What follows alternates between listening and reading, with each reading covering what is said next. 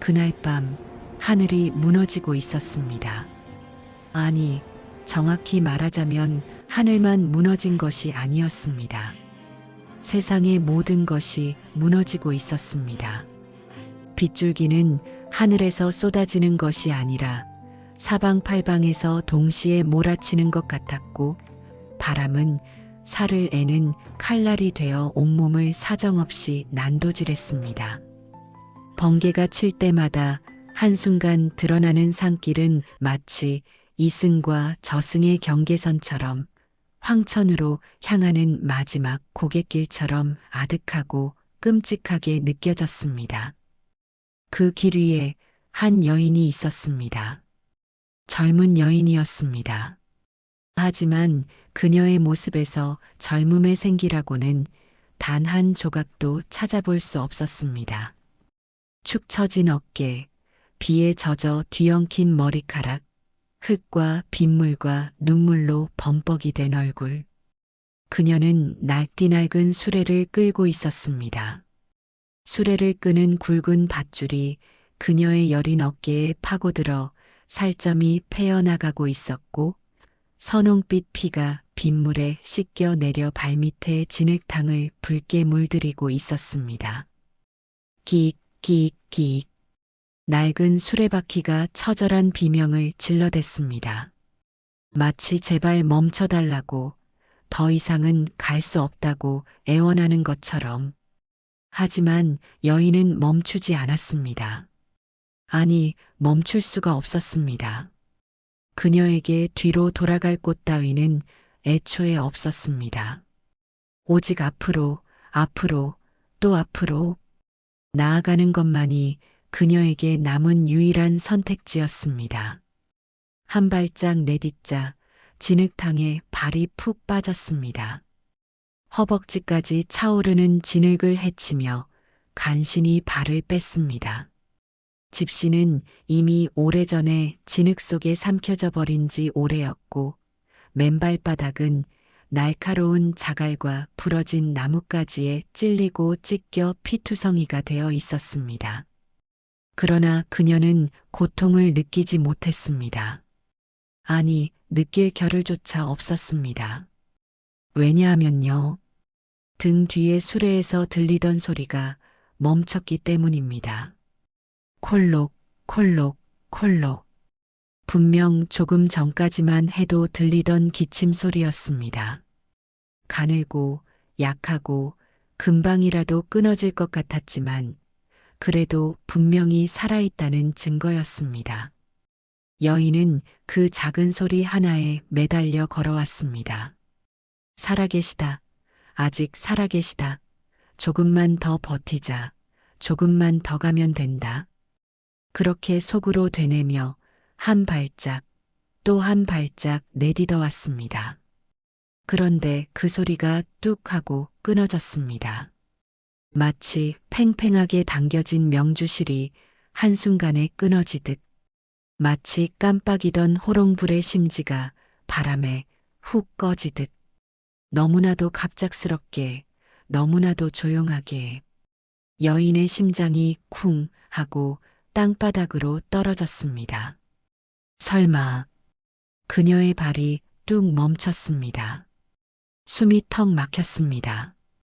온몸을 흐르던 피가 순식간에 얼어붙는 것 같았습니다. 폭우가 얼굴을 사정없이 후려쳤지만 느끼지 못했습니다. 매서운 바람이 몸을 흔들었지만 움직이지 않았습니다. 뒤를 돌아봐야 했습니다. 확인해야 했습니다. 하지만 그녀의 몸은 돌처럼 굳어 꿈쩍도 하지 않았습니다. 마치 보이지 않는 손이 그녀의 목덜미를 꽉 움켜쥐고 이렇게 속삭이는 것 같았습니다. 돌아보지 마라. 돌아보면 내가 무너진다. 아니, 어쩌면 그녀 자신이 이미 알고 있었는지도 모릅니다.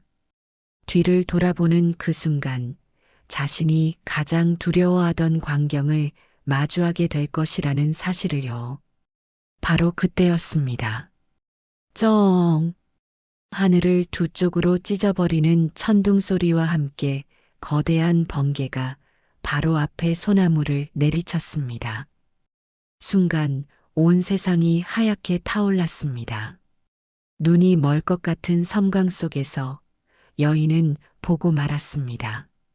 수레 위에 축 늘어진 검은 그림자를, 꼼짝도 하지 않는 작은 몸을, 바람에 흩날리는 새하얀 백발을, 그리고 어머님, 여인의 절규가 폭풍우를 뚫고 허공으로 흩어졌습니다. 그녀는 밧줄을 놓고 수레를 향해 달려갔습니다. 진흙탕에 미끄러졌습니다. 넘어졌습니다. 다시 일어났습니다. 또 넘어졌습니다. 결국 네 발로 기어갔습니다. 수레 위에 누운 노인의 몸에 손을 가져다 대었습니다. 차가웠습니다. 그것이 빗물 때문인지 아니면 정말로 그 생각을 하는 것조차 두려웠습니다. 어머님, 어머님, 제발요, 제발 대답 좀 해주세요. 여인의 떨리는 손이 노인의 코 밑으로 갔습니다. 손끝에 온 신경을 집중했습니다. 숨결을 찾았습니다. 하지만 아무것도 느껴지지 않았습니다.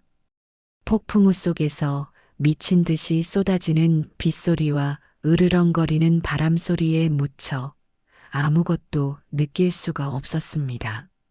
안 돼요. 안 돼, 안 돼, 안 돼. 여인은 노인을 끌어안았습니다. 차갑게 식어가는 작은 몸을 자신의 가슴에 꼭 끌어안고 비를 막아주려는 듯 자신의 몸을 웅크렸습니다. 그녀의 눈에서 뜨거운 눈물이 쏟아져 내렸습니다.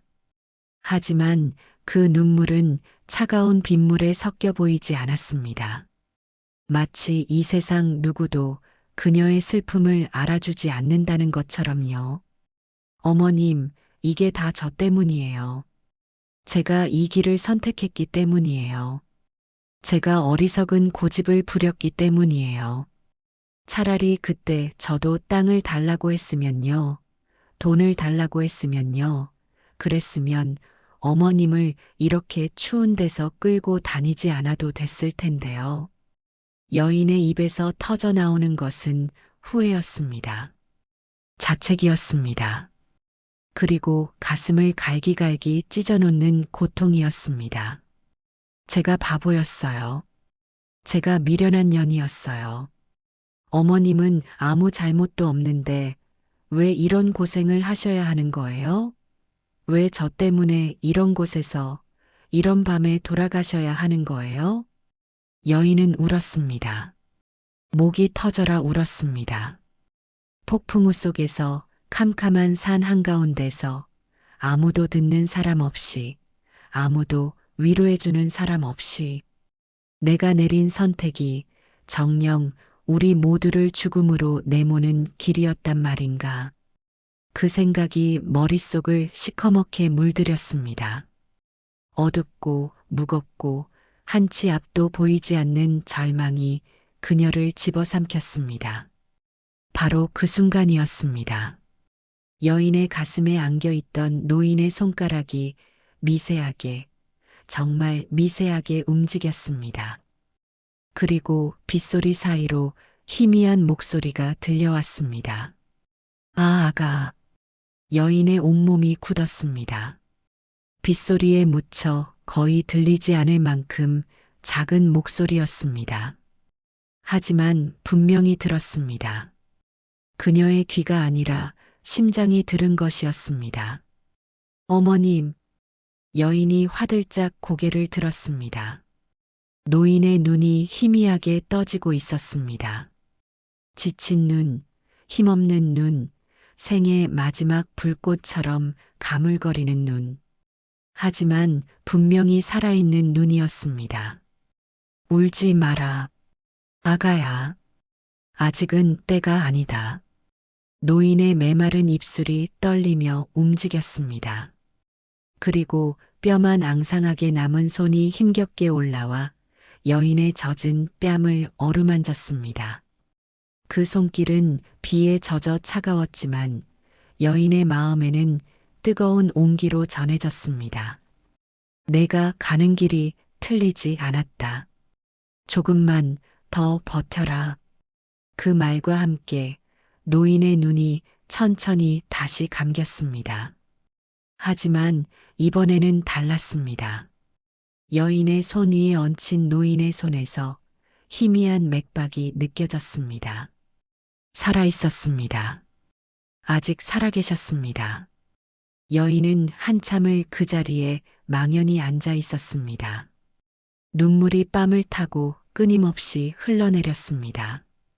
하지만 이번에는 절망의 눈물이 아니었습니다. 안도의 눈물이었고, 감사의 눈물이었고, 그리고 다시 일어설 수 있는 힘을 주는 눈물이었습니다. 네, 어머님. 알겠습니다. 알겠어요. 제가 버틸게요. 끝까지 버틸게요. 어머님만 살아계신다면 저는 무엇이든 할 수 있어요. 여인은 천천히 몸을 일으켰습니다. 노인을 조심스럽게, 정말 조심스럽게 수레 위에 다시 눕혔습니다.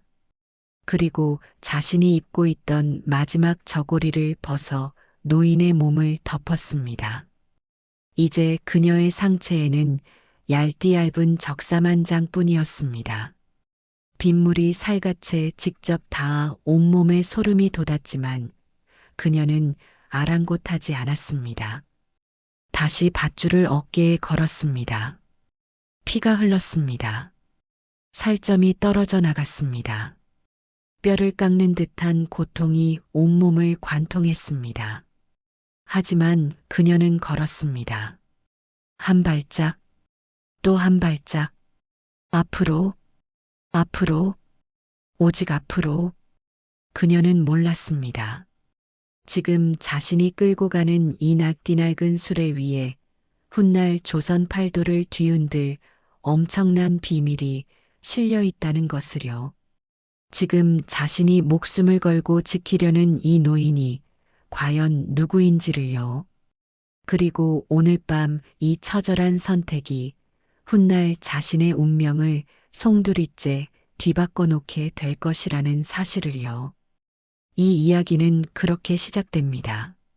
아니, 정확히 말하자면요. 이 이야기의 진짜 시작은 이 처절한 밤으로부터 정확히 3년하고도 석 달 전으로 거슬러 올라갑니다. 그러니까 그때로 돌아가 보겠습니다. 계절은 가을이었습니다. 황금빛 벼이삭이 허리를 숙이고 풍요로운 수확의 기쁨이 온 마을에 가득할 때였습니다. 하늘은 높고 푸르렀으며 맑은 공기에는 익어가는 곡식의 달콤한 향기가 가득했습니다. 농부들은 땀 흘려 일군 결실을 거두며 환한 웃음을 지었고 아이들은 논두렁을 뛰어다니며 메뚜기를 쫓았습니다. 어디를 보아도 평화롭고 풍요로운 시골 마을의 전형적인 가을 풍경이었습니다. 하지만 이 마을에서 가장 크고 화려한 기와집에서만큼은요, 그 어떤 기쁨도 찾아볼 수 없었습니다. 김진사댁. 이 마을에서 김진사댁을 모르는 사람은 아무도 없었습니다. 3대가 땀 흘려 일군 기름진 농과 밭이 사방 십리에 펼쳐져 있었고 12칸 기와집에는 곡간이 무려 10개나 딸려 있었습니다. 해마다 추수가 끝나면 쌀이 너무 많아 썩어나갈 지경이라는 소문이 돌 정도였지요. 비록 과거에 급제하지는 못했지만 김진사의 재력은 대단해서 고을 원님조차 이 집 앞에서는 함부로 말을 놓지 못했습니다. 마을 사람들은 이 집 앞을 지나갈 때마다 절로 고개가 숙여졌습니다. 혼삿길에 이 집과 인연을 맺기를 소원하는 처녀 총각이 줄을 이었고 명절이면 선물을 들고 찾아오는 사람들로 마당이 북적거렸습니다. 누가 봐도 남부러울 것 없는 부잣집, 대대손손 복받은 명당 가문이었습니다. 그런 김진사가요, 갑작스럽게 세상을 떠났습니다. 어젯밤까지만 해도 멀쩡히 저녁 수라상을 받던 사람이었습니다. 평소처럼 밥을 먹고, 평소처럼 차를 마시고, 평소처럼 잠자리에 들었습니다. 그런데 다음 날 아침 하인이 문안을 드리러 갔을 때는 이미 숨이 끊어진 뒤였습니다. 급히 불려온 의원은 풍을 맞은 것 같다고 했지만 정확한 사인은 아무도 알 수 없었습니다. 아마도 과로였을 겁니다. 평생을 오로지 재산을 불리는 데만 혈안이 되어 정작 자기 몸 하나 돌보지 않았으니까요. 세상에 영원한 것은 없다는 말이 있지요. 아무리 많은 재산도, 아무리 큰 권세도 결국은 한 줌의 흙 앞에 무릎을 꿇게 되어 있습니다. 장례가 치러졌습니다. 성대한 장례였습니다. 온 마을 사람들이 조문을 왔고 인근 고을의 유지들까지 찾아와 애도를 표했습니다. 상여가 나가는 날에는 곡소리가 마을 전체를 뒤덮었습니다. 누가 봐도 존경받는 가장을 잃은 비통한 가족의 모습이었지요. 하지만 그 비통함이 과연 진심이었을까요? 글쎄요. 그건 오직 하늘만이 알고 있었을 겁니다. 장례가 끝나고 사무제를 지낸 날 저녁이었습니다. 해가 뉘엿뉘엿 서산 너머로 넘어가고 저녁 노을이 하늘을 시뻘겋게 물들이던 그 시각. 김진사 댁의 안방에는 묘한 긴장감이 팽팽하게 감돌고 있었습니다. 마치 폭풍 전야의 고요함처럼요. 겉으로는 조용했지만 그 안에는 곧 터져나올 무언가가 꿈틀거리고 있었습니다. 새 아들과 새 며느리가 방 안에 빙 둘러 앉아 있었습니다. 큰아들 부부가 상좌에 앉았습니다. 장자로서의 위엄을 과시하듯 꼿꼿이 허리를 펴고 앉은 큰아들 옆에서 큰 며느리는 날카로운 눈빛으로 방 안을 훑어보고 있었습니다. 둘째 아들 부부는 그 옆에 앉았는데 둘째 며느리는 연신 부채질을 하며 불안한 듯 이리저리 눈알을 굴리고 있었습니다. 막내 아들 부부는 가장 구석진 자리에 웅크리듯 앉아 있었습니다. 막내 며느리는 고개를 푹 숙인 채 자신의 손등만 내려다보고 있었지요. 그리고 방 한가운데 모든 시선이 모이는 그 자리에요. 노마님이 앉아 계셨습니다. 평생 김진사 곁에서 안살림을 도맡아온 여인. 한때는 호랑이보다 무섭다는 소리를 듣던 분이셨습니다. 며느리들이 실수라도 하면 벼락 같은 호통이 떨어졌고 하인들은 그녀의 눈치만 보며 벌벌 떨었습니다. 집안의 모든 대소사가 그녀의 손을 거쳐야만 했고 그녀가 고개를 끄덕여야만 일이 진행되었습니다. 그런 분이 지금은요. 누군가의 부축 없이는 물 한 모금 마시기도 힘든 초라한 노인이 되어 앉아 계셨습니다. 병이었습니다. 남편의 재산을 불리느라 평생을 노심초사하며 살아온 대가였습니다. 거동이 불편해져 지팡이 없이는 걷지 못하게 되었고 장기침이 그치지 않았으며 예전의 날카로운 눈빛은 온데간데 없이 사라져버렸습니다. 호랑이의 위엄은 간 곳 없고 이제는 바람만 불어도 쓰러질 것 같은 마른 낙엽 같은 모습만 남아 있었습니다. 촛불이 일렁였습니다. 바람 한 점 없는 밀폐된 방 안에서 촛불만이 유일하게 흔들리고 있었습니다. 마치 이 방 안에 도사리고 있는 보이지 않는 무언가의 기운을 감지하기라도 한 것처럼요. 노마님의 손이 파르르 떨렸습니다. 그 떨리는 손으로 품속에서 무언가를 꺼내셨습니다. 누렇게 바른 종이 한 장, 유언장이었습니다. 그 순간 방 안의 공기가 싸늘하게 얼어붙었습니다. 새 아들의 눈이 번뜩였습니다. 새 며느리의 귀가 쫑긋 세워졌습니다. 마치 먹이를 발견한 맹수들처럼 숨을 죽이고 먹잇감을 노리는 하이에나 떼처럼 그들의 모든 감각이 그 종이 한 장에 집중되었습니다. 가장 먼저 입을 연 것은 큰 며느리였습니다. 그녀는 다른 누구보다 먼저 선수를 쳐야 한다는 것을 본능적으로 알고 있었습니다. 며칠 전까지 상복을 입고 곡을 하던 사람이라고는 믿기 어려운 목소리였습니다. 슬픔은 온데간데였고 그 자리에는 날카로운 야망과 탐욕만이 서려 있었습니다. 어머님, 저희가 장자의 집으로서 그동안 이 집안의 대소사를 모두 도맡아 왔다는 것은 누구나 아는 사실이지요. 제사 모시랴, 손님 접대하랴, 크고 작은 일에 저희 부부가 얼마나 애를 썼는지 모릅니다. 당연히 문전옥답, 그 기름진 농과 밭은 저희 몫이 되어야 하지 않겠습니까? 둘째 며느리가 지지 않고 받아쳤습니다.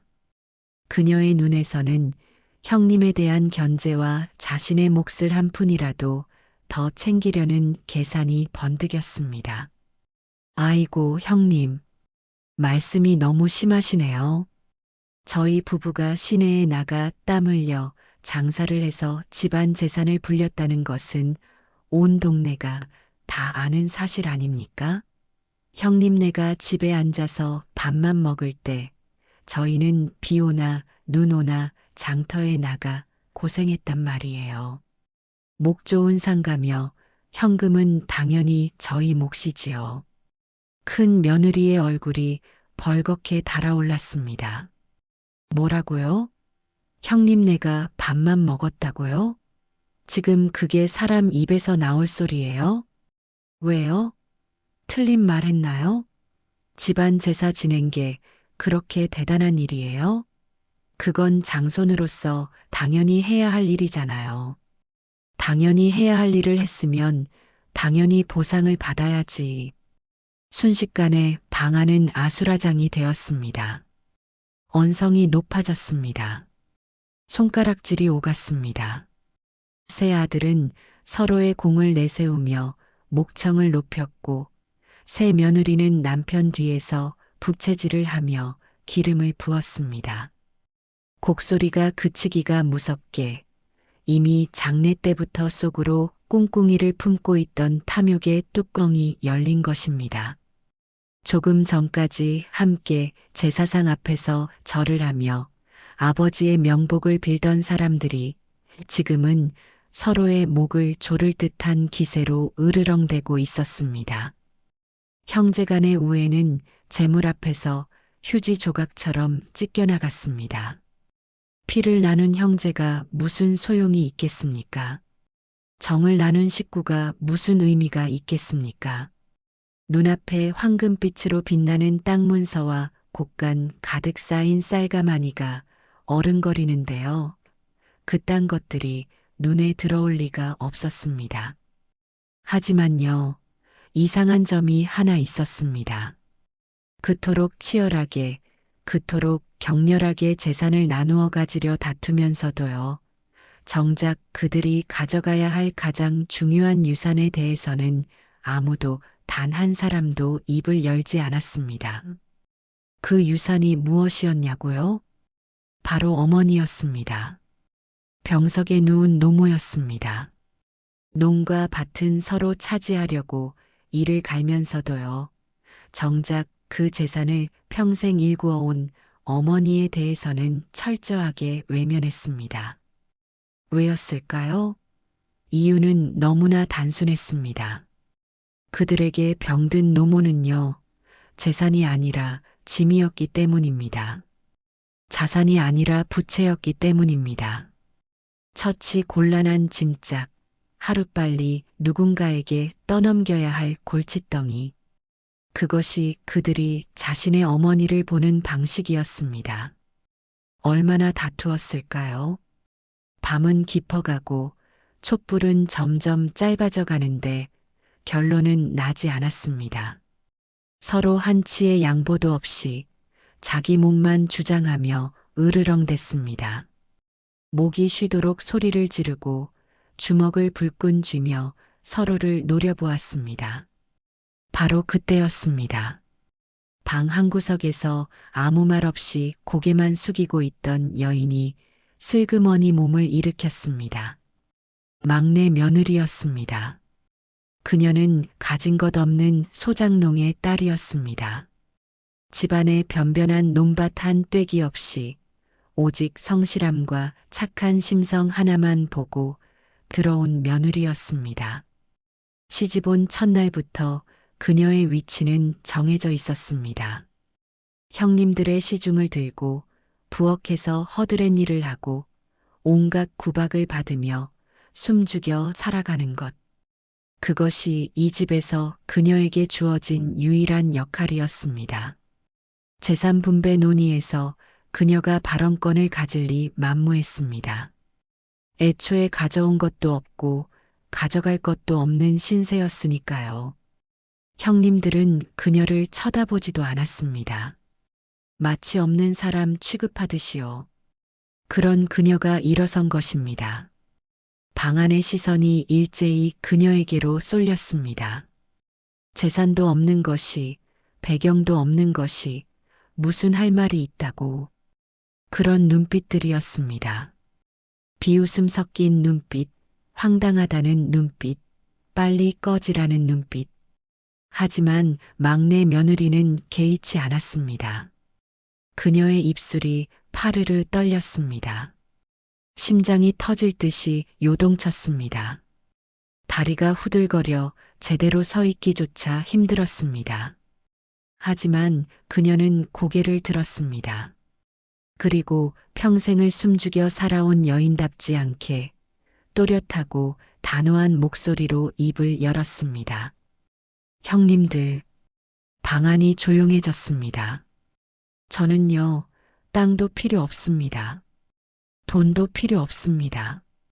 아무것도 필요 없어요. 잠깐의 침묵이 흘렀습니다.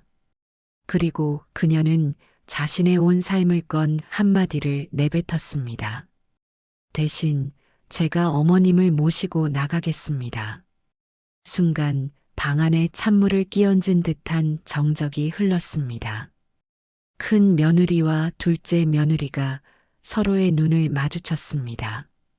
그들의 입꼬리가 스르르 올라갔습니다. 회심의 미소였습니다. 골칫덩이 시어머니와 재산 한 푼 없는 빈털터리 막내. 이 두 가지 문제거리를 한 방에 해결할 수 있는 절호의 기회가 굴러들어온 것입니다. 아이고, 막내가 효심이 지극하구나. 큰 며느리가 갑자기 호들갑을 떨며 말했습니다. 목소리에는 기쁨이 가득했지만 그 기쁨이 어머니를 향한 것이 아니라는 건 누가 봐도 뻔했습니다. 그래, 그래. 막내 말대로 하자. 효도하겠다는데 우리가 말릴 수는 없지 않겠나? 둘째 며느리도 얼른 거들었습니다. 막내가 마음을 바꿀세라 서둘러 결론을 내려버리려 했습니다. 어서 짐을 꾸리거라. 어머님 모시고 잘 살아라. 그들은 막내 며느리를 재촉했습니다. 문 밖을 가리키며 빨리 나가라고 손짓했습니다. 마치 성가신 파리를 쫓아내듯이요. 방 한구석에 앉아 이 모든 광경을 지켜보던 노마님은요, 한마디 말도 없이 눈을 감으셨습니다. 그 눈 밑으로 눈물 한 줄기가 조용히 흘러내렸지만 아무도 그것을 눈치채지 못했습니다. 그렇게 막내 며느리는 집을 나서게 되었습니다. 그녀에게 주어진 것이라고는요, 쌀 한 가마니와 낡은 수레 하나뿐이었습니다. 논 한 떼기, 밭 한 평, 돈 한 푼 없이요. 오직 병든 시어머니만을 모시고 정든 집을 떠나게 된 것입니다. 쾅! 등 뒤에서 대문이 닫히는 소리가 들렸습니다. 막내 며느리는 뒤를 돌아보지 않았습니다. 돌아본다면 눈물이 쏟아질 것 같았기 때문입니다. 아니, 돌아본다면 주저앉아 버릴 것 같았기 때문입니다. 그녀는 이를 악물고 무거운 수레를 끌기 시작했습니다. 끽, 낡은 바퀴가 비명을 질렀지만 그녀는 멈추지 않았습니다. 하지만 그녀는 몰랐습니다. 지금 자신이 끌고 가는 이 낡디낡은 수레가요. 훗날 조선 팔도를 뒤흔들 엄청난 비밀을 싣고 있다는 것을요. 수레 위에 누운 시어머니의 감은 눈 뒤에서요. 깊고 복잡한 생각이 소용돌이치고 있다는 것을요. 그리고 지금 이 순간이요. 자신의 운명이 완전히 뒤바뀌는 첫 번째 발걸음이라는 것을요. 막내 며느리는 그저 묵묵히 수레를 끌었습니다. 어디로 가야 할지도 모르면서, 앞으로 어떻게 살아야 할지도 모르면서, 오직 한 가지, 이분만큼은 끝까지 모시겠다는 굳은 다짐 하나만을 가슴에 품고서 마을 어귀를 벗어나자마자 기다렸다는 듯 찬바람이 불어닥쳤습니다. 가을이 깊어가고 있었습니다. 황금빛이던 들판은 이미 추수가 끝나 텅 비어 있었고 나뭇잎들은 하나둘 떨어져 바람에 흩날렸습니다. 하늘은 높고 맑았지만 그 맑음 속에는 곧 다가올 혹독한 겨울의 전조가 숨어 있었습니다. 막내 며느리는 갈 곳이 없었습니다. 친정으로 돌아갈 수도 없었습니다. 가난한 소장농이었던 친정은 이미 아버지가 돌아가신 뒤 풍비박산이 났습니다. 형제들은 뿔뿔이 흩어져 어디서 무엇을 하며 사는지조차 알 수 없었지요. 다른 친척을 찾아갈 수도 없었습니다.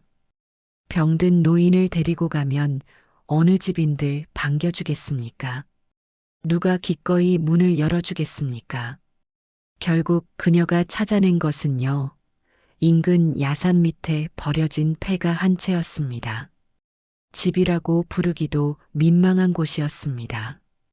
지붕에는 구멍이 숭숭 뚫려 있어 밤이면 별이 보였고 낮이면 햇살이 쏟아져 내렸습니다.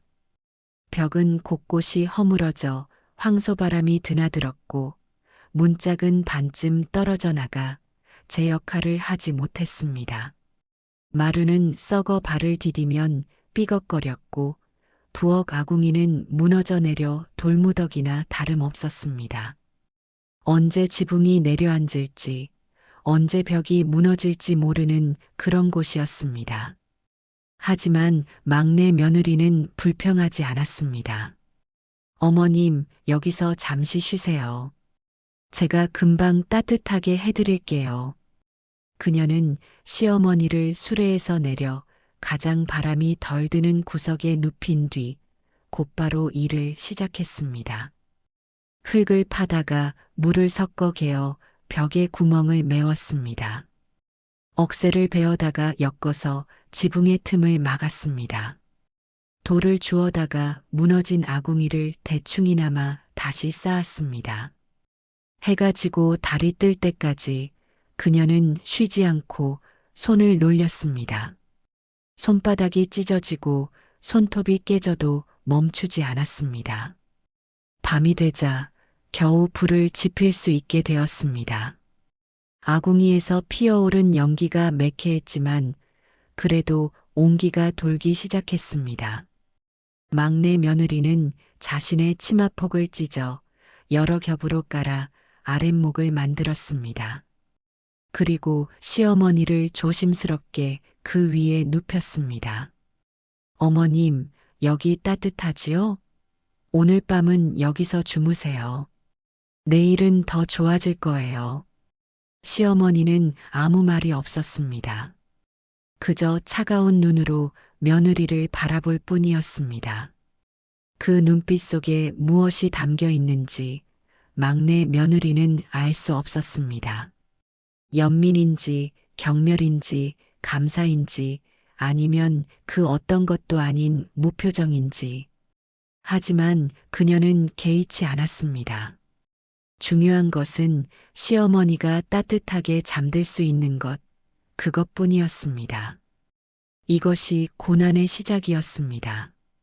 첫 번째 시련은 끼니였습니다.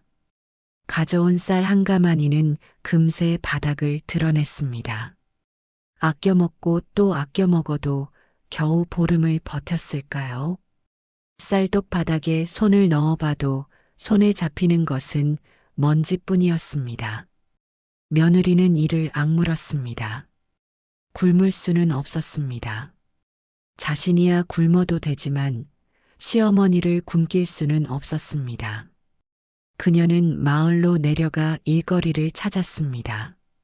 남의 집 허드레질부터 시작했습니다. 마당 쓸기, 물 깃기, 장작 패기. 닥치는 대로 일했습니다. 하지만 그것만으로는 부족했습니다. 그녀는 밭일도 마다하지 않았습니다. 추수가 끝난 논에서 떨어진 이삭을 줍고 남이 버린 채소 뿌리를 캐왔습니다. 그래도 부족하면 험한 빨래 일까지 했습니다. 빨래 일은 특히 고되었습니다. 냇가에서 얼음장 같은 물에 손을 담그고 해가 뜰 때부터 해가 질 때까지 방망이질을 해야 했습니다. 한 번, 두 번, 세 번, 수백 번, 수천 번. 방망이를 내리칠 때마다 손목에 통증이 찌릿찌릿 올라왔습니다. 손등은 거북이 등껍질처럼 터지고 갈라졌습니다. 살같이 벗겨지고 핏물이 배어 나왔습니다.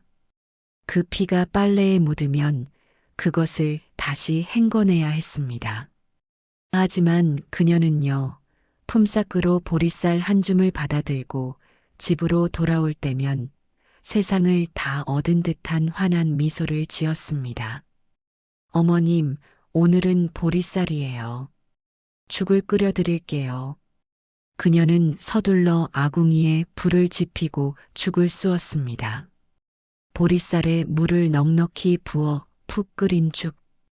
귀한 손님에게 대접할 음식은 아니었지만 그래도 굶는 것보다는 나았습니다. 자신은 숭늉 물로 배를 채우면서도 시어머니 밥상에는 항상 그나마 건더기가 있는 부분을 떠서 올렸습니다. 그런데 시어머니의 반응은 예상 밖이었습니다. 어느 날 멀건 죽을 상에 올리자 시어머니가 숟가락을 집어 던지며 호통을 친 것입니다. 이게 뭐냐? 며느리는 깜짝 놀라 뒤로 물러났습니다. 내가 비록 늙고 병들었으나 평생 쌀밥만 먹고 산 사람이다.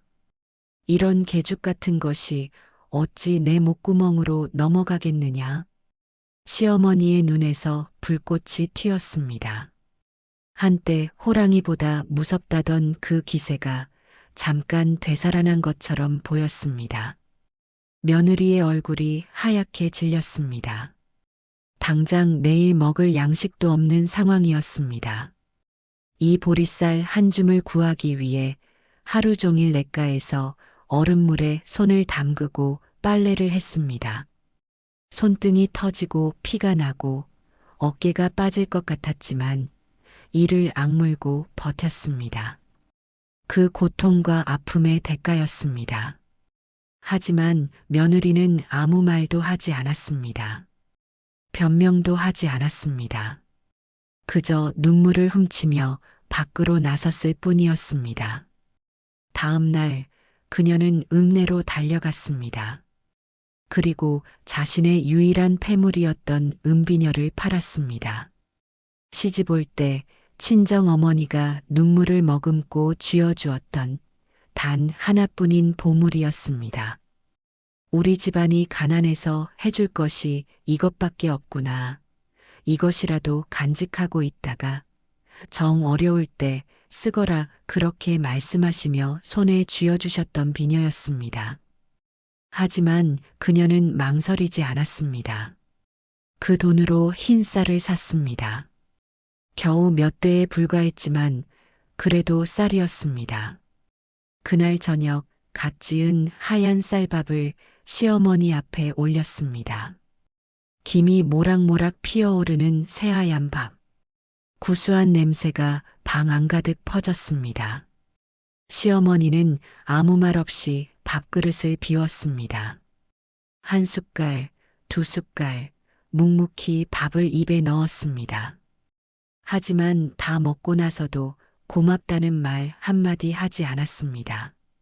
그저 차가운 눈빛으로 며느리의 해진 옷소매를, 비녀를 뽑고 허전해진 쪽머리를 훑어볼 뿐이었습니다. 며느리는 그 시선이 무엇을 의미하는지 알 수 없었습니다. 어쩌면 시어머니는 자신을 시험하고 있는 것인지도 몰랐습니다. 아니면 진심으로 불만족스러운 것인지도 몰랐습니다. 하지만 그녀는 개의치 않기로 했습니다. 시어머니가 밥을 드셨다는 것, 그것만으로 충분했습니다. 계절이 바뀌어 여름이 되었습니다. 장마가 시작되자 폐가의 상황은 더욱 악화되었습니다. 아무리 막아도 비가 새어 들어왔고 습기가 차올라 곰팡이가 피었습니다. 눅눅한 냄새가 코를 찔렀고 방바닥은 축축하게 젖어 있었습니다. 무엇보다 무서웠던 것은요, 그 습한 환경에서 시어머니의 몸 상태가 급격히 나빠진 것이었습니다. 거동을 못하고 누워만 있던 시어머니의 등에 욕창이 생기기 시작했습니다. 처음에는 붉은 반점에 불과했습니다.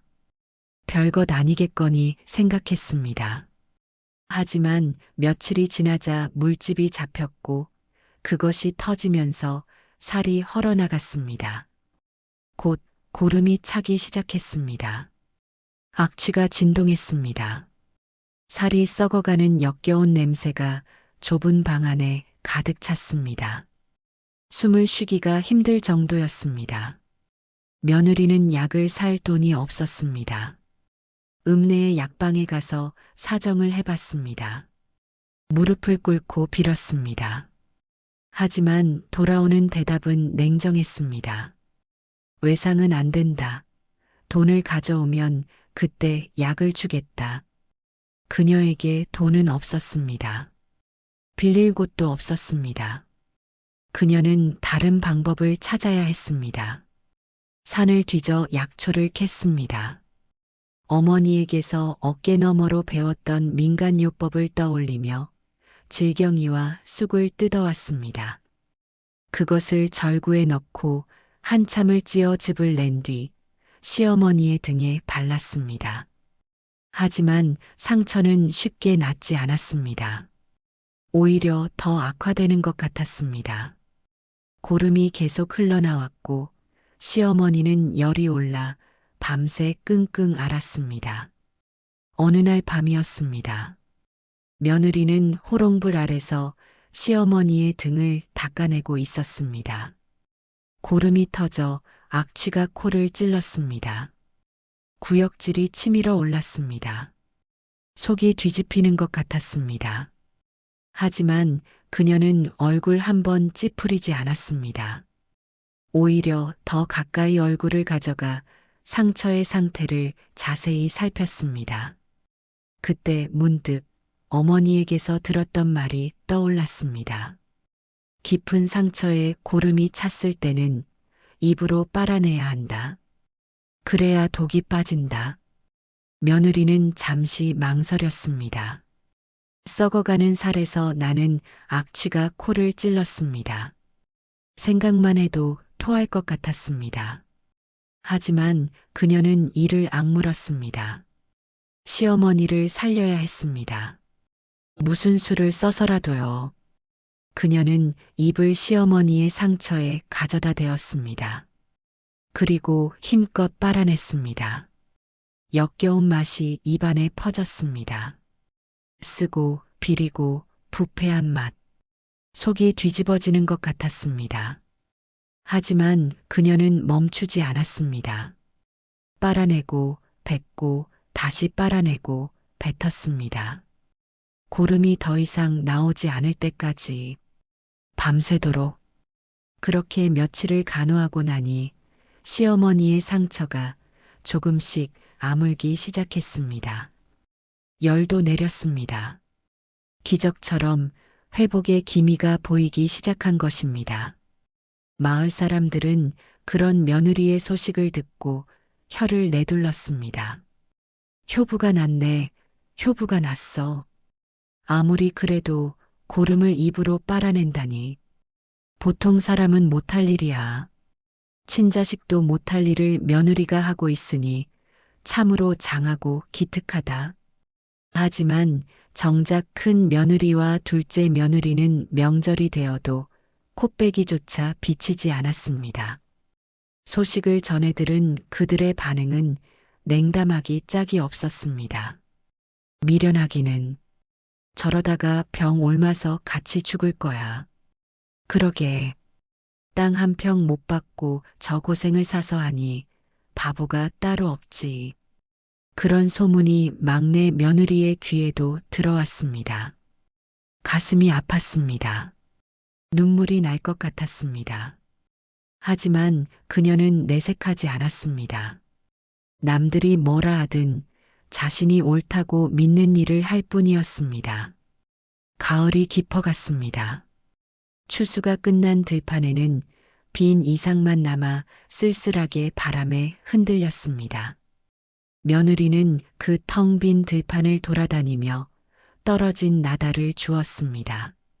한 줌, 두 줌. 해가 뜰 때부터 해가 질 때까지 돌아다녀야 겨우 한 끼 죽을 쓸 수 있을 정도였습니다. 그런데 어느 날이었습니다. 시어머니가 뜬금없는 요구를 했습니다. 종이와 붓, 그리고 먹을 구해오너라. 며느리는 자신의 귀를 의심했습니다. 당장 뗄감쌀 돈도 없는 형편이었습니다. 내일 먹을 양식도 걱정해야 하는 상황이었습니다. 그런데 귀하디 귀한 문방사오라니요.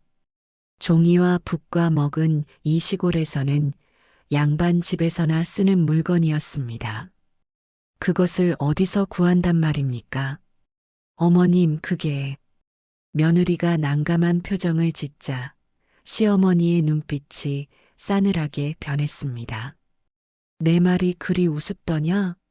구해오라면 구해올 것이지. 무슨 말이 그리 많으냐? 아, 아닙니다. 알겠습니다. 구해오겠습니다. 며느리는 황급히 대답했지만 막막하기 짝이 없었습니다. 어떻게 해야 할까? 무엇을 팔아야 할까? 팔 것이라고는 이미 아무것도 남아있지 않았습니다. 은비녀는 진작에 팔았고 값나가는 물건은 애초에 없었습니다. 한참을 고민하던 그녀의 눈에 무언가가 들어왔습니다. 깨진 거울에 비친 자신의 모습이었습니다. 탐스럽게 길었던 머리카락이 어깨 아래까지 흘러내리고 있었습니다. 예전에는 형님들도 부러워하던 머리카락이었습니다. 윤기가 흐르고 까맣고 풍성했습니다. 이 집안에서 유일하게 자랑할 수 있는 것이라면 이 머리카락뿐이었습니다. 며느리는 결심했습니다. 읍내에는 머리카락을 사는 곳이 있었습니다. 양반 부인들의 가채를 만드는데 쓰기 위해서였지요. 며느리는 가위를 들었습니다. 손이 떨렸습니다. 눈물이 주르륵 흘러내렸습니다. 여인에게 머리카락이란 단순한 머리카락 이상의 의미가 있었습니다. 하지만 그녀는 멈추지 않았습니다. 싹둑. 탐스럽던 긴 머리카락이 댕강 잘려나갔습니다. 그녀는 그 머리카락을 들고 읍내로 달려갔습니다. 다행히 생각보다 좋은 값을 받았습니다. 그 돈으로 종이와 붓과 먹을 샀습니다. 귀한 것이라 많이 살 수는 없었지만 그래도 시어머니에게 드릴 수 있는 정도는 되었습니다. 집에 돌아와 시어머니 앞에 공손히 대령했습니다. 시어머니는 며느리의 짧아진 머리카락을 보고 잠시 멈칫했습니다. 무언가 말을 하려는 듯 입을 열었다가 이내 다시 다물었습니다. 그리고는 아무 말 없이 붓을 들어 무언가를 적어 내려가기 시작했습니다. 그날 밤부터 시어머니의 행동이 달라졌습니다. 매일 밤 호롱불 아래서 무언가를 적었습니다. 한 장, 두 장, 세 장 빼곡하게 글이 적힌 종이가 쌓여갔습니다. 며느리는 글을 몰랐기 때문에 무슨 내용인지 알 수 없었습니다. 하지만 시어머니가 그 종이들을 항아리 속에 소중하게 감추어 두는 것만은 분명히 보았습니다. 무엇을 적고 계신 걸까? 며느리는 궁금했지만 묻지 않았습니다. 시어머니가 말씀하시지 않는 것은 알 필요가 없는 것이라고 생각했습니다. 그저 시어머니가 조금이라도 기력을 되찾으신 것 같아 다행이라고 여겼을 뿐입니다. 그렇게 계절이 바뀌고 또 바뀌고 3년이라는 세월이 흘렀습니다. 혹독한 겨울이 다시 찾아왔습니다. 그의 겨울은 유독 매서웠습니다. 폭설이 쏟아져 산길이 끊기고 마을과의 왕래마저 불가능해졌습니다. 며느리는 일을 하러 나갈 수 없었고 그것은 곧 굶주림을 의미했습니다. 이틀, 사흘, 나흘 굶주림이 계속되었습니다. 방 안의 온기마저 사라져 입김이 하얗게 서렸습니다. 땔감도 바닥났습니다. 며느리는 마지막 남은 나무 조각을 아궁이에 넣으며 한숨을 쉬었습니다. 이대로는 버틸 수 없었습니다. 그녀는 자신의 속옷을 벗어 시어머니에게 덮어주었습니다. 자신은 얇은 저고리 하나만 걸친 채 방 한쪽 구석에 웅크려 앉았습니다. 추위가 뼛속까지 파고들었습니다. 손가락 끝이 곱았습니다. 발끝의 감각이 사라졌습니다. 몸이 덜덜 떨렸습니다. 어쩌면 이 밤을 넘기지 못할 수도 있겠다는 생각이 들었습니다. 바로 그때였습니다. 시어머니가 힘겹게 몸을 일으켰습니다. 며느리는 깜짝 놀랐습니다. 거동을 못하시던 분이 스스로 몸을 일으키시다니요. 더 놀라운 것은 그 다음이었습니다. 시어머니가 3년 만에 처음으로, 정말 처음으로 며느리의 손을 잡은 것입니다. 그 손은 따뜻했습니다. 차갑기만 할 줄 알았던 시어머니의 손이요. 오히려 며느리의 꽁꽁 언 손을 녹여주는 것 같았습니다. 시어머니의 눈빛도 달라져 있었습니다. 예전에 표독스럽고 차갑기만 했던 눈빛은 온데간데없고 깊고 맑은 광채가 빛나고 있었습니다. 마치 저 밤하늘의 별처럼요. 아가, 시어머니가 입을 여셨습니다. 그동안 많이 힘들었지? 며느리의 눈에서 눈물이 주르륵 흘러내렸습니다. 3년 동안 단 한 번도 듣지 못했던 말이었습니다. 고맙다, 힘들었지, 수고했다. 그런 말 한마디 없이 호되게 구박만 받아왔습니다. 보리죽을 개죽이라며 숟가락을 던지고 귀한 문방사오를 구해오라 명령하고 밤낮으로 까다롭게 굴기만 하셨습니다. 그런데 지금 시어머니가 자신의 손을 잡고 이런 말씀을 하시고 계신 것입니다. 내 너의 그 마음을 다 보았다. 3년 동안 하루도 빠짐없이 지켜보았다. 이제 때가 되었구나. 시어머니는 벽장 깊숙이 숨겨두었던 항아리를 가리켰습니다. 그리고 품속에서 꼬깃꼬깃한 낡은 종이 한 장을 꺼내 며느리의 손에 쥐어주었습니다. 며느리는 그 종이를 받아들었습니다. 하지만 그를 모르는 그녀로서는 무엇이 적혀 있는지 알 수 없었습니다. 그저 빼곡하게 적힌 글씨들이 개미 기어가는 것처럼 보일 뿐이었습니다. 어머님, 이게 날이 밝는 대로 이것을 들고 한양으로 가거라. 시어머니의 목소리는 낮았지만 단호했습니다. 광화문 앞으로 가면 제일 큰 기와집이 보일 것이다. 그 집 대문을 두드려 이 편지를 그 집 주인에게 전하거라. 만약 문지기가 맞거든 내 이름 석자를 대어라. 그러면 알 것이다. 며느리는 어리둥절했습니다. 한양이라니요. 이 먼 시골에서 한양까지 가려면 열흘은 걸어야 합니다. 그것도 이 혹독한 겨울에 눈 덮인 산길을 넘어서요. 게다가 광화문 앞에 제일 큰 기와집이라니요. 그곳에는 도대체 누가 살고 있다는 것입니까? 하지만 시어머니의 눈빛은 너무나 진지했습니다. 그 눈빛에는 간절함과 확신이 함께 담겨 있었습니다. 마치 이것이 우리의 마지막 희망이다. 이것이 모든 것을 바꿀 열쇠다. 그렇게 말하고 있는 것 같았습니다. 며느리는 고개를 끄덕였습니다.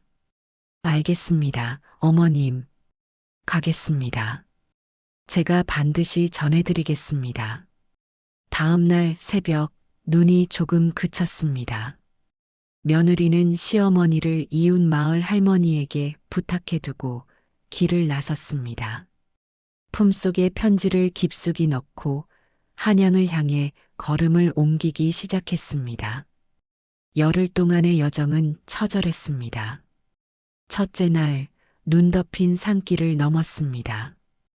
허리까지 빠지는 눈 속을 헤치며 걸었습니다. 집시는 금세 젖어 발이 꽁꽁 얼었습니다. 둘째 날 얼어붙은 강을 건넜습니다. 얼음이 갈라질까봐 엎드려 기어서 건넜습니다. 셋째 날 굶주림에 쓰러질 뻔했습니다. 지나가던 나그네가 주먹밥 하나를 나눠주지 않았다면 그 자리에서 얼어 죽었을 것입니다. 넷째 날 산적을 만났습니다. 험악한 인상의 사내 둘이 길을 막아섰습니다. 돈을 내놓으라고 협박했습니다. 하지만 며느리에게는 돈이 없었습니다. 오직 편지 한 장뿐이었습니다. 사내들이 편지를 빼앗으려 하자 며느리는 목숨을 걸고 저항했습니다. 발버둥 치고 소리 지르고 물어뜯었습니다. 결국 사내들은 귀찮아졌는지 투덜거리며 물러갔습니다. 하지만 며느리는 온몸에 상처투성이가 되어 있었습니다. 그래도 편지만은 지켰습니다. 다섯째 날, 여섯째 날, 일곱째 날. 갈라지고 피나는 발로 한 걸음 한 걸음 걸었습니다. 어떤 날은 하루 종일 걸어도 마을 하나 보이지 않아 나무 밑에서 웅크려 밤을 새워야 했습니다. 어떤 날은 폭설이 내려 한치 앞도 보이지 않아 동굴 속에서 떨며 눈이 그치기를 기다려야 했습니다. 굶고 얼고 쓰러지고 다시 일어나서 걸었습니다. 그리고 꼬박 열흘 만에 드디어 한양에 도착했습니다. 며느리의 몰골은 처참했습니다. 집시는 다해져 발가락이 삐져나와 있었습니다. 옷은 찢어지고 때가 껴서 거지와 다를 바 없었습니다. 머리는 산발하여 귀신 같았습니다. 얼굴은 동상에 걸려 시퍼렇게 멍이 들어 있었습니다. 하지만 품속의 편지만큼은 목숨처럼 지켜냈습니다. 마침내 광화문 앞에 섰습니다. 그리고 시어머니가 말한 제일 큰 기와집을 찾았습니다. 고래등 같은 기와집이 위풍당당하게 서 있었습니다. 대문만 해도 사람 키의 2배는 되어 보였습니다. 문 앞에는 험상궂은 문지기들이 창을 들고 서 있었습니다. 며느리는 압도되어 주춤거렸습니다. 이런 곳에 내가 들어갈 수 있을까? 이런 곳에 주인이 나 같은 거지를 만나줄까? 발길을 돌릴 뻔했습니다. 하지만 그녀의 머릿속에 시어머니의 얼굴이 떠올랐습니다. 추운 방에서 홀로 떨고 있을 시어머니. 이 편지에 모든 것을 건 시어머니. 며느리는 용기를 냈습니다. 대문으로 다가가 문을 두드렸습니다. 문지기들이 그녀의 행색을 보고 인상을 찌푸렸습니다. 어디서 온 거지냐? 썩 물렀거라. 저는 편지를 전하러 왔습니다.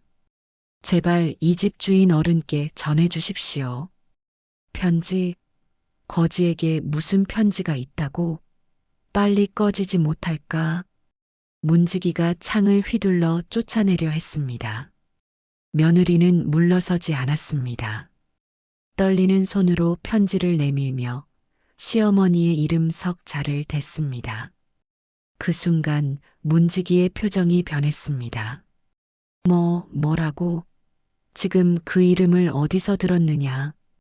저희 시어머니께서 이 편지를 전해드리면 알 것이라고 하셨습니다. 문지기는 급히 안으로 뛰어들어갔습니다. 며느리는 대문 앞에서 떨며 기다렸습니다. 심장이 터질 것 같았습니다. 혹시 문전박대를 당하면 어쩌지? 혹시 편지를 빼앗기기만 하면 어쩌지? 불안한 생각들이 머릿속을 가득 채웠습니다. 얼마나 지났을까요? 대문이 활짝 열렸습니다. 그리고 믿을 수 없는 일이 벌어졌습니다. 버선발로 뛰쳐나온 사람은요, 이 나라에서 모르는 사람이 없는 인물이었습니다. 당대 최고의 권력가, 임금 다음으로 높은 자리, 바로 영의정 대감이었습니다. 영의정은 며느리가 건넨 편지를 낚아채듯 받아들었습니다. 그리고 읽어 내려가기 시작했습니다. 처음에는 의아한 표정이었습니다. 하지만 글을 읽어 내려갈수록 그의 얼굴이 변하기 시작했습니다. 눈이 커졌습니다. 입술이 떨렸습니다. 그리고 이윽고 그 위엄 있던 영의정이 그 자리에 주저앉아 대성통곡을 하기 시작했습니다. 누님이 살아계셨군요. 며느리는 어리둥절했습니다. 누님이라니요? 영의정의 누님이라니요? 그렇다면 시어머니가 제 누님이 살아계셨어. 수십 년을 찾아 헤맸는데 살아계셨어. 영의정이 며느리의 흑투성이 손을 덥석 잡았습니다.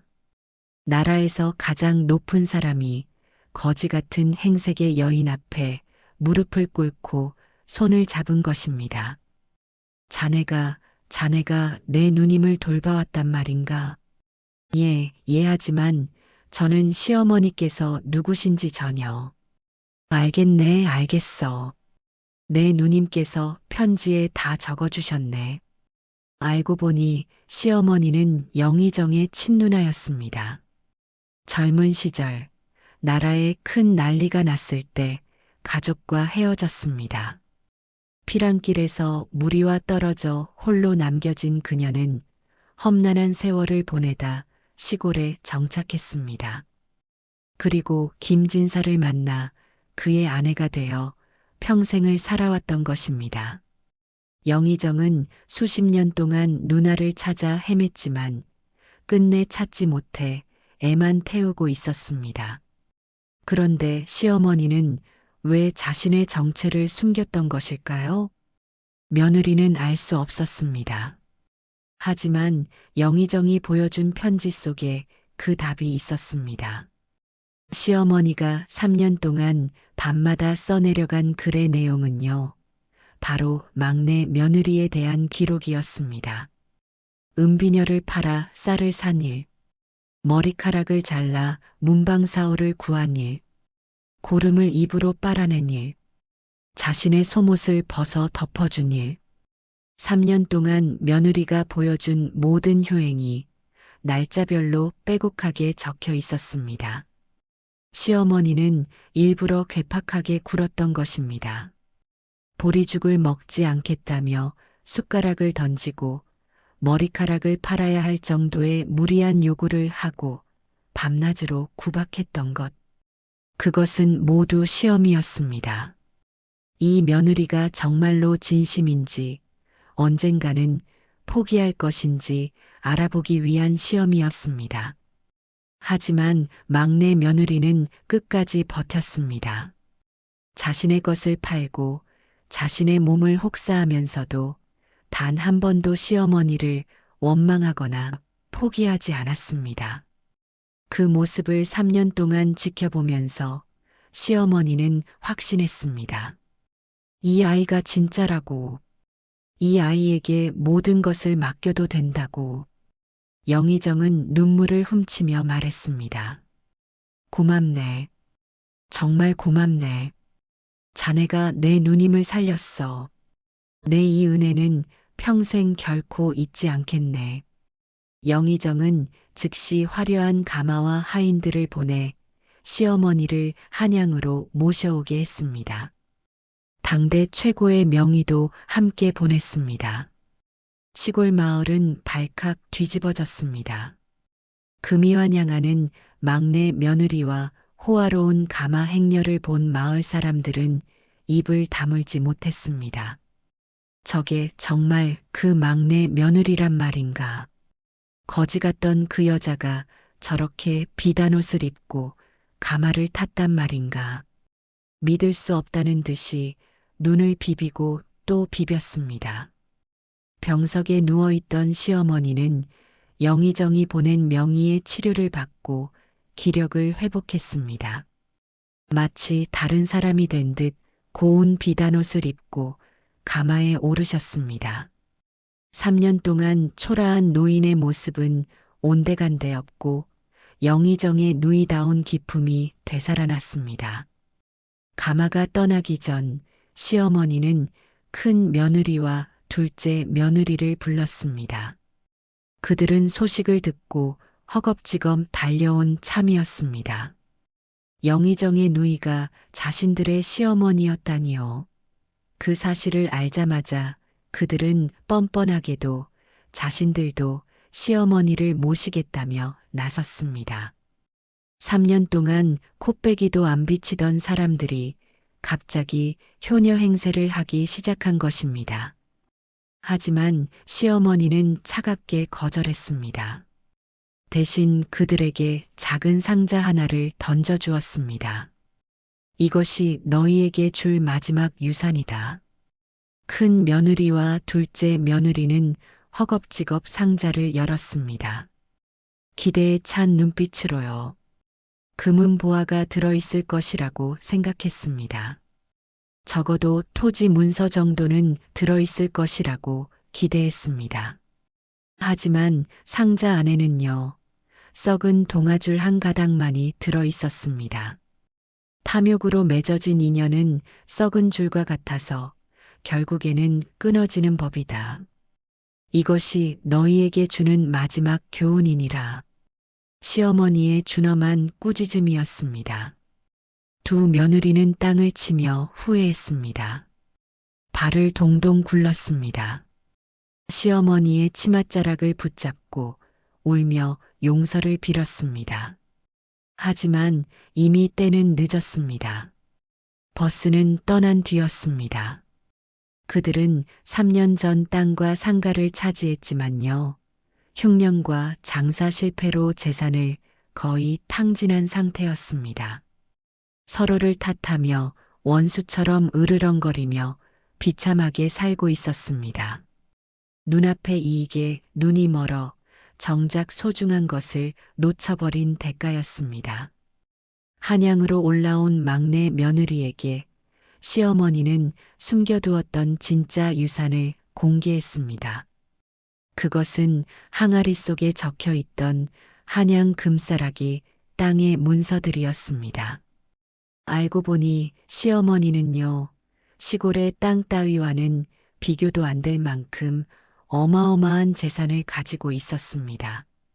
젊은 시절 가족들에게 물려받은 유산, 평생 숨겨두었던 비밀이었습니다. 그 모든 것을 막내 며느리에게 물려준 것입니다. 하지만 막내 며느리는 그 재물보다 더 값진 것을 얻었습니다. 어머니라는 든든한 버팀목, 그리고 진심은 언젠가 반드시 통한다는 세상의 이치, 돈으로 살 수 없는 그 무엇으로도 바꿀 수 없는 것들이었습니다. 시어머니는 명의의 치료를 받고 기력을 회복했습니다. 완전히 건강해진 것은 아니었지만 거동할 수 있을 정도는 되었습니다. 그녀는 남은 여생을 막내 며느리와 함께 했습니다.